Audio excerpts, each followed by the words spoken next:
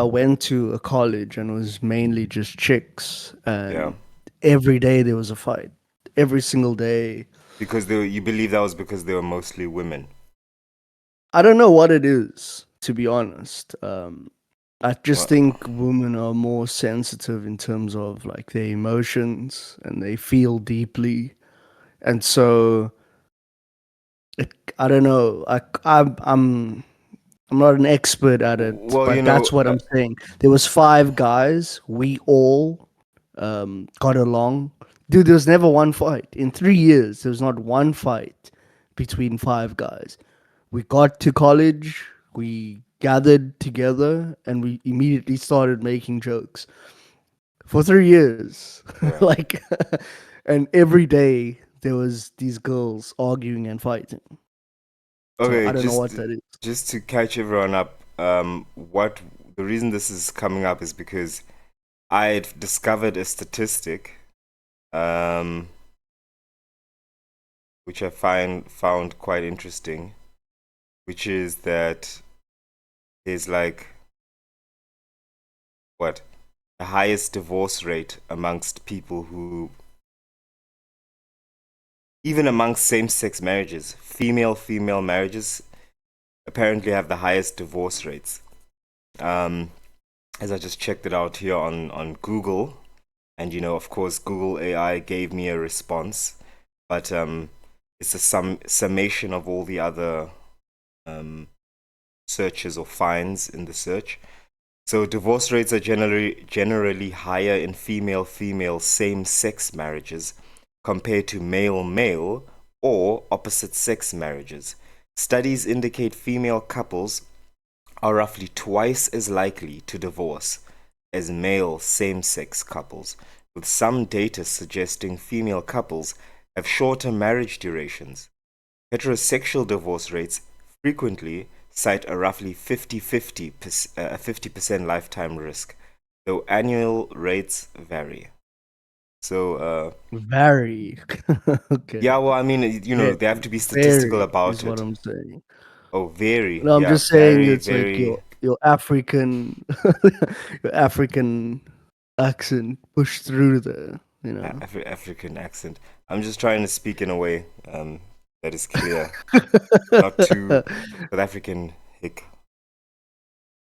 South African hick. No, no, so So then you started obviously talking about I might be didn't yeah. as a way to underscore or support this fact. You started talking about at your school, at college, Yeah, they will so fight all the basically what time. I'm saying is that I'm not saying it's one thing or the other. What I'm saying is that I went to a college. There was five dudes and there was what, 25 girls, 24, and every single day there was some type of argument with this group of girls or that group of girls or groups or a group that were friends before, and then there was an argument and a rift. But the guys, no, never had one issue with each other.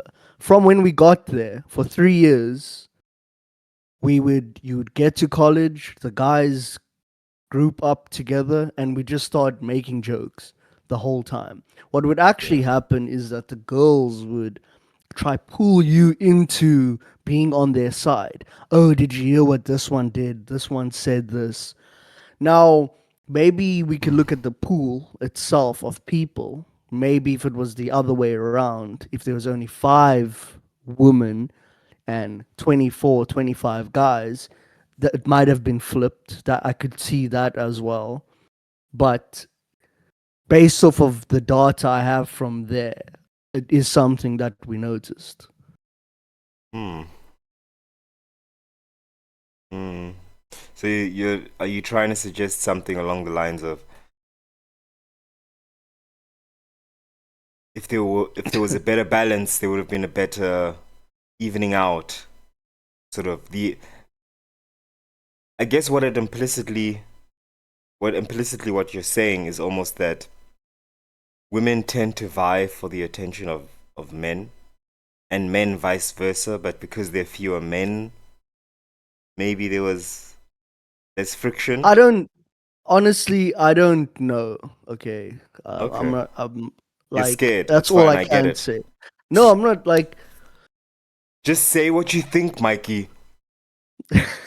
Just say it I'm already. saying. We all know what you I'm want to say. saying that based on my experience, those facts that you brought up about the marriages, I can see how that is a why that is a factor.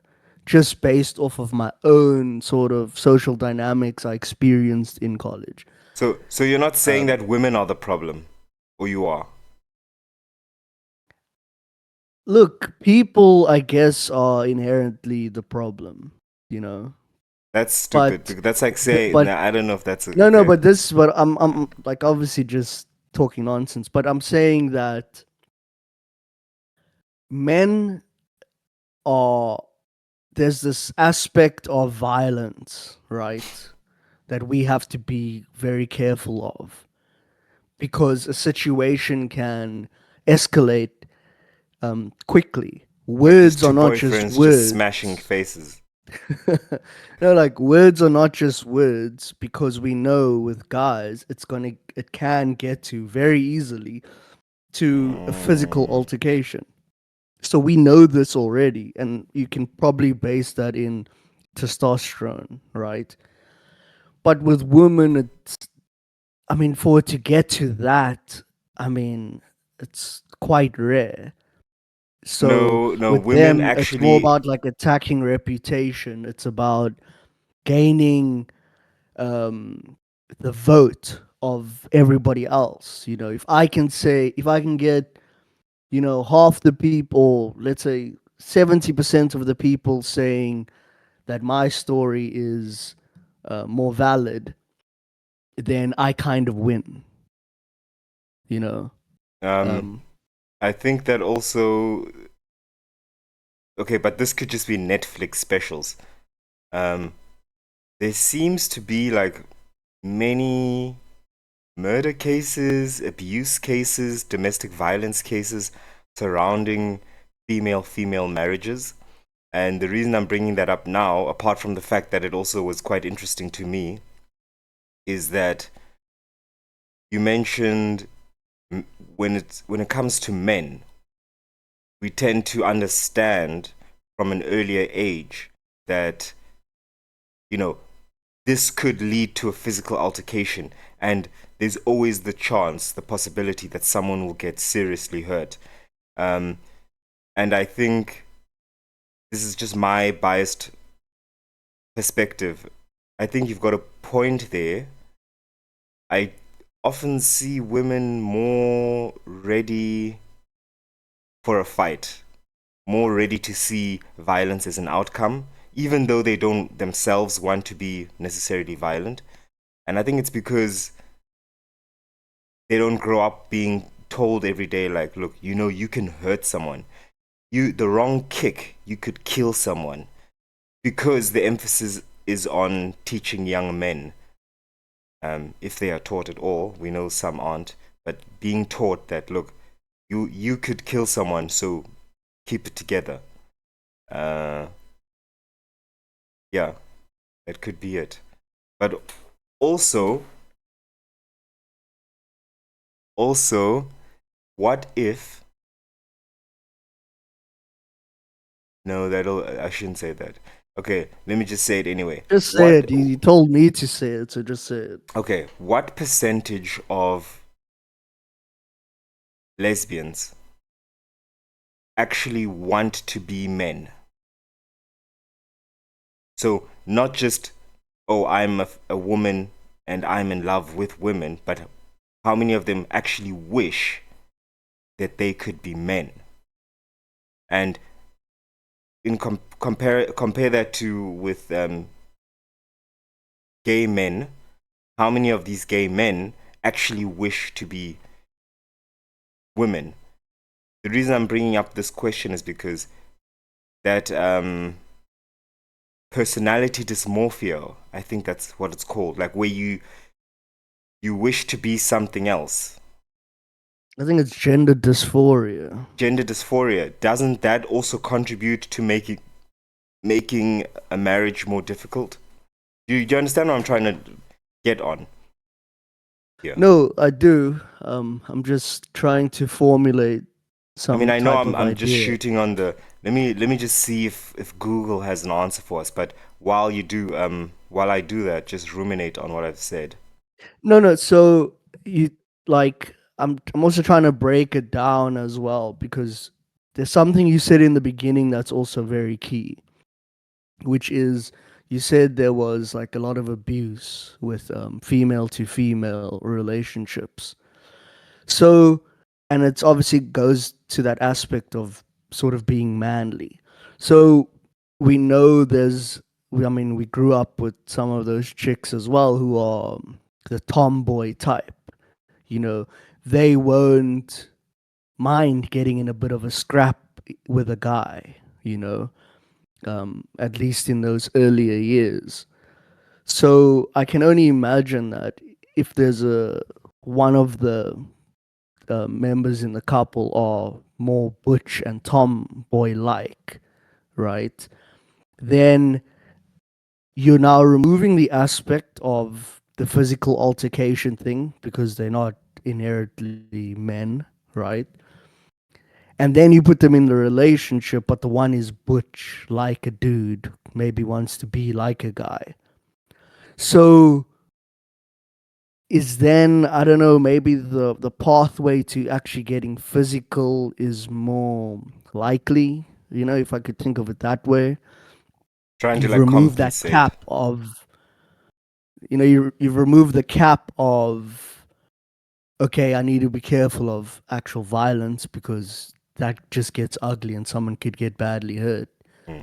um and then you have one who's more feminine because we know that they always take the gender role, right? One is more like the man, one is more like the woman. Not Even with always, not like, always. That's what I was trying to point out. I mean, look, it does in happen. pornographies, maybe there's Well, like both of them are just these girly ones. no, that's not what I mean. Um, you don't have to put stereo because I already know. I can speak of an example. I know that role appropriation of, or not appropriation, just like assuming a role either more female, more male. It does happen, of course, but it's not. It's by no means the standard necessarily. I think it's what I mean to say, like not male or female, but masculine and feminine. Feminine. That is, there's definitely that takes place. One is more masculine, one is more feminine. Um, and I don't think I've ever seen one where it's been two feminine I girls know. who are in a relationship or I, two I know. masculine girls who are in a relationship. I actually know all three of those examples. I all And know all I'm three of not those talking examples. about there's something weird in the water in Africa and that's what you No, see. what the heck? I'm talking about, you know. But look, I found something. Um, very crazy question I asked. How common is gender dysphoria in gay women versus men? Data regarding gender dysphoria (GD) prevalence in cisgender men versus lesbian women. No, not cisgender. Ah, dude, not cisgender. I wanted. I specifically wanted. Gay males. But cis just mean No, I think cis means like cis, you can be cis and you can be gay. way to show your generation. Um. uh. You know. All right. Dude, people make up stuff and then they expect you to know it. Like Gender dysphoria and sexual orientation CIS. are What does that distinct, mean? but some studies indicate that early childhood gender dysphoria is more likely to resolve into a gay or lesbian identity than to persist into adult transgender identity. While gender dysphoria is not inherent to being gay, it is not uncommon for gay individuals to report higher rates of gender nonconformity. Okay, based on research regarding gender clinic referrals and identity development, here are key findings on how gender dysphoria presents in gay men versus lesbians. Gender dysphoria in gay men. Research suggests that boys with gender dysphoria that persists into adolescence often identify as gay. Some studies show that natal boys with gender dysphoria who do not transition may grow up to be gay men. Additionally, in some clinics, homosexual males have represented a proportion of those seeking care for gender dysphoria. I feel like this is just obvious. It's not really. Yeah, that's why I wanted to ask, what were you trying to achieve by looking this up? I was trying to see if it's more common in gay men or Oh, in in gay males women. or females? I Yeah, look. I think in terms of that, it would be, I would say, more equal, because to be Now that you've read the gay, I paper, guess. okay, cool. No, no, just in like, in general, if someone is gay, lesbian, or male, I don't know. Uh, there's no real, there's no name for guys Who are being gay, right? homosexual, because no, but lesbians are also gay. Yes, you're right. So there's no actual name for guys. Yeah, you call them Um, lesbians, but you call them. I guess they used to have a uh, word, but we're not going to repeat that now. I was about to say it, dude. But anyways, it's back. By the way, you're allowed to say it again. Um, The one of the F. but yeah, Since when is um, that back? it's been back for a long, at least in my circle.